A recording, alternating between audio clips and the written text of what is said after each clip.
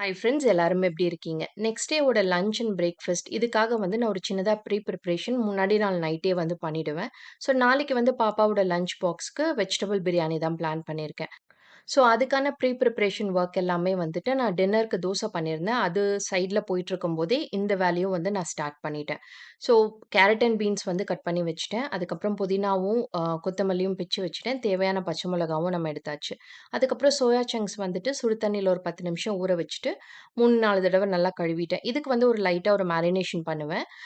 உப்பு, மஞ்சத்தூள், கொஞ்சம் மிளகாத்தூள் இது மட்டும் போட்டு நான் ஃப்ரிட்ஜ்ல வச்சுருவேன்.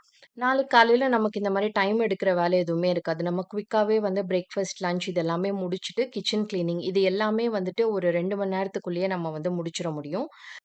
இன்கேஸ் உங்களுக்கு வெஜிடபிள் பிரியாணி பண்ண டைம் இல்லன்னா கூட, நீங்க ஜஸ்ட் ஒரு தயிர் சாதமோ, இந்த சோயா சங்க்ஸ வந்துட்டு அப்படியே லைட்டா எண்ணெயில போட்டு ஃப்ரை பண்ணி கூட குடுத்துறலாம். இதோட கன்டினியூவேஷன் விளாக் நாளைக்கு பார்க்கலாம்.